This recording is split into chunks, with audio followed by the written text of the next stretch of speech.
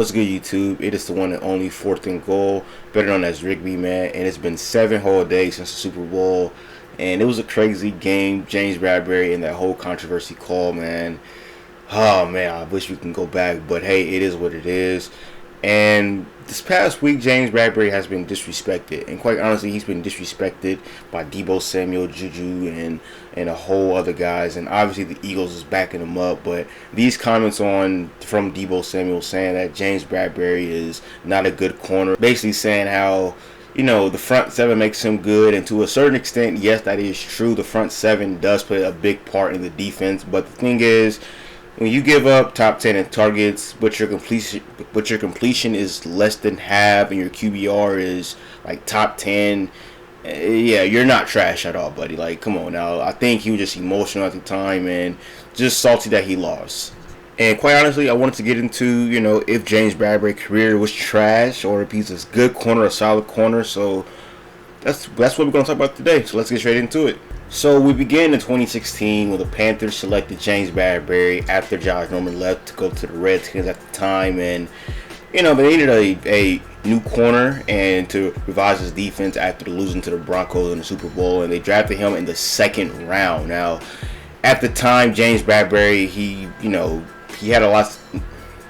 Now, at the time, James Bradberry did have a lot of upside. Pretty tall, pretty long frame, long arms. He can jam up receivers if he gets that developed. Pretty fast, and he had a lot of upside, and he showed that in his rookie season. Only 84 targets, 51 receptions being caught on him, about 542 yards a game. That's about 41.69 yards a game. 4 touchdowns and 2 interceptions, and an 85.5 QBR. Now, I know that's not super good, but his best game was versus the Niners, ironically. 8 targets, 2 receptions, 35 yards, and a touchdown and an interception. And his QBR, that was the best of the season for him. And again, they're not super good numbers, but for a rookie, that is pretty good because, as we all know, going from a college DB to an NFL DB, it is a culture difference. It is a game different. We see all the time people say that, that the game's just faster and things like that. So I think those are pretty good numbers. So 2016 was a pretty solid year for the young corner, and in 2017 he's supposed to make a massive jump, not only as a player but as a leader for his defense, help his defense get back on track to the 2016 ways. And as you all know, in 2016 when he was drafted, a corner was drafted ahead of him, and that corner is Jalen Ramsey. And as you all know, in 2017 Jalen Ramsey had a historic year on a historic defense, and so people tend to forget about James Bradberry's second year. So how was the second year, you may ask? Another really good, solid year for him. 102 targets, 57 receptions, about 55.9% of balls being caught, which is decent. 795 yards. Now, his yards did go up, but the thing is, his rookie year, he only played about 13 games out of 16, and this year he played all of his games, about 800 yards, about 49% of yards a game.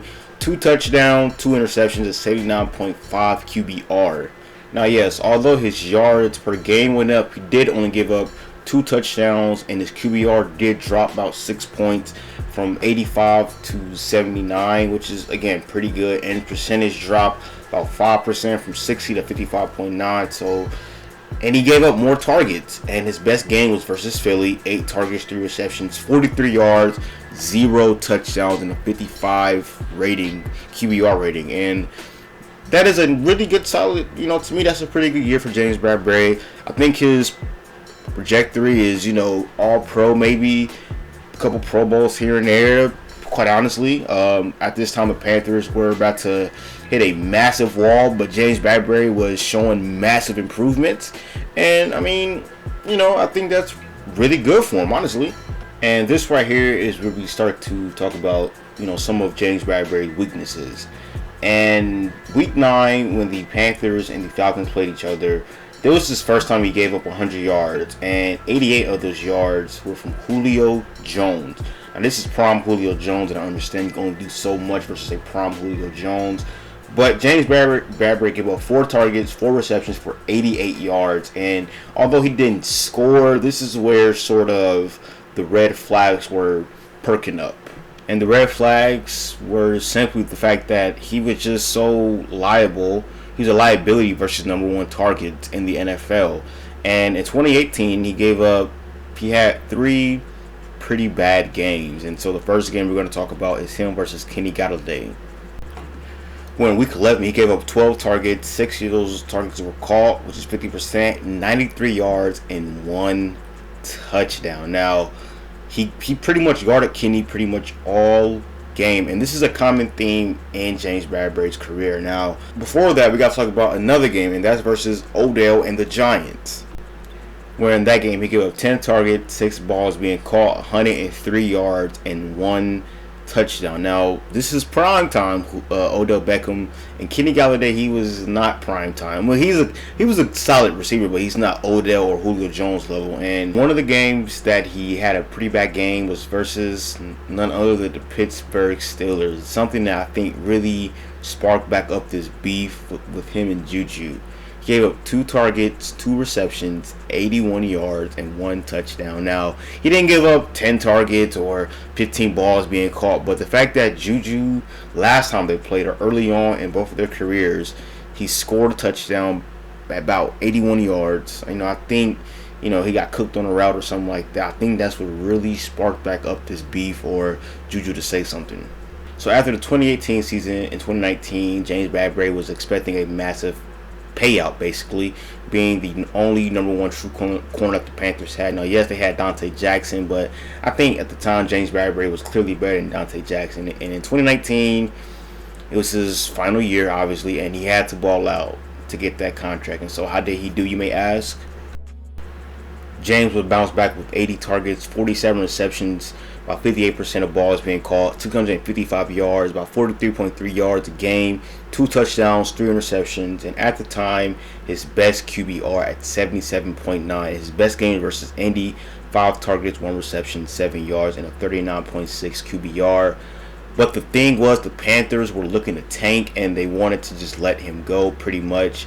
Did not re-sign him to another deal, and he pretty much walked after pretty much his best year up until this point after a down year in 2018, and he actually signed with the Giants about 3 years, like 60 mil or something crazy, a big payout basically. And going to the Giants, it was a new start for the young corner at the time. Can he help the Giants? And man, he had his best year yet with the Giants.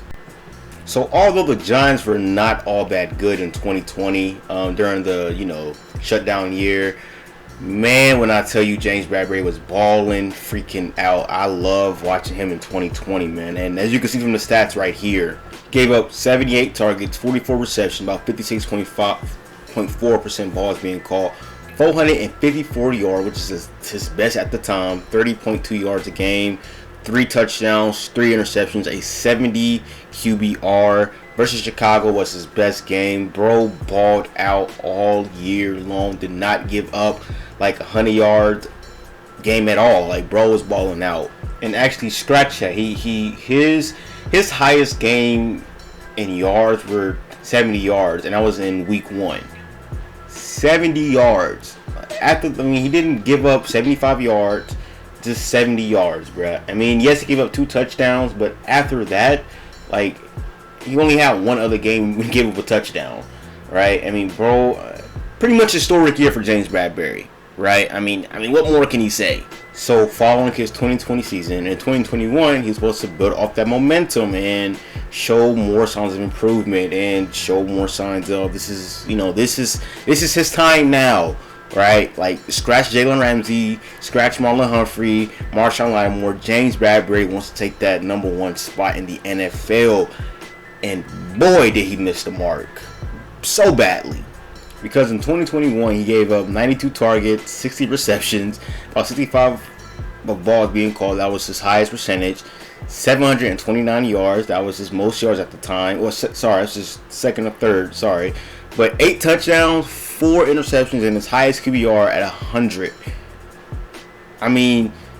Gave up 2 touchdowns, 61 yards on 7 receptions on 7 different receivers. There are 5 receivers, sorry, but still, yikes. That's a big one. Pause. Man, oh man, he missed that mark, and the Giants, after having some miscommunication with the front office, the Giants just let him go, and during the offseason, and his value began to drop, and then he came on over to Philly.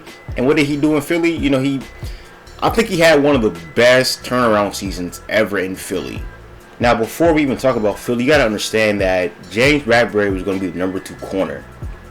Because remember, we still have Darius Slay at the number 1 spot, and we need a number 2, or they can alternate between number 1 and number 2. And I think he embraced that number 2 spot. Now, what I forgot to mention was, after 2016 and 17, he began to play both the left and the right, number 1 and number 2, and pretty much the number 2 spot, that's where he shined, because the number 1 spot he was getting toasted and cooked, and in Philly he was number 2 corner pretty much.